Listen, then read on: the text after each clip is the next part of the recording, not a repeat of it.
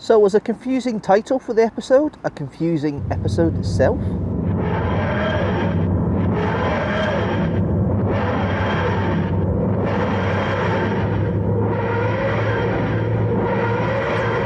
World Enough in Time.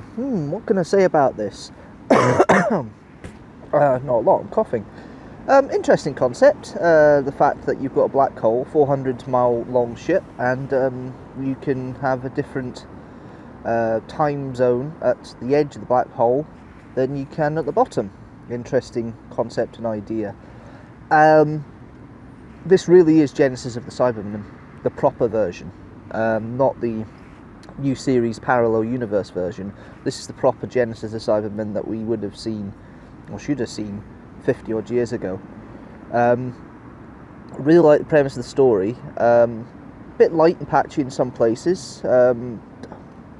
Rachel Talelli's direction is great as always. She seems to be very good at directing Cybermen and their characterizations. Although obviously we only see a little bit of them in their full element.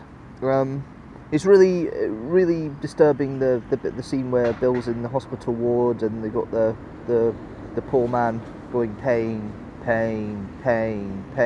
and the fact they've got that little serum that turns them, makes them a bit more what do we call it? Turns it to make it, make them feel less. Well, turn off their pain receptors. Obviously, they're still feeling by the scene at that point. And the effect, they're quite gruesome of her being shot through by the laser gun, the big hole in the middle of her.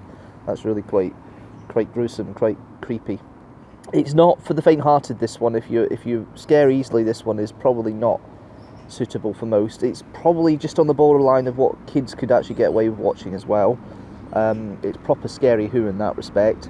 All the main actors are great. John Slim's back is disguised as Mr. Razor, so the Master being in disguise is back again, which is brilliant, because that's a trait of the Master that you haven't really seen in the new series, of him being an actual character under a lot of mask or rubber or whatever, because that's what the Master used to do.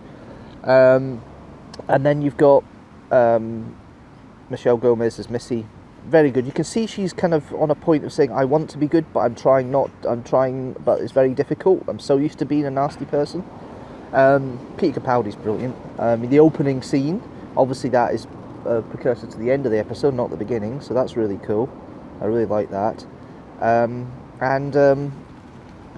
His performance is great anyway. I think it's really one of the better performances that the Doctor's done this season. Bit of my rapper's just blown away. And then you've got Matt Lucas, great as Nardo, very solid as always, and Bill Potts, Pearl Mackie. Yeah, it's great to see her from her eyes, how it works and how it goes through, and her the way she does things, and it's brilliant. And I do like that character come back on form again with the character again, and the way she's been used as the eye of the world of this whole scene and the way it all works. And I did enjoy it. I'm looking forward to next week, so how the finale is. I think it's going to be lots of explosions, lots of bangs, and maybe a couple of expositions. But we will see what happens. We know that potentially we have the regeneration starting at the end of the next episode, so that will be fun to see. Apart from that, all I can say is really thanks very much for watching today. If you like what you see, don't forget to subscribe and comment below, and I'll see you next week with another first impression, the final first impression of Series 10 of Doctor Who.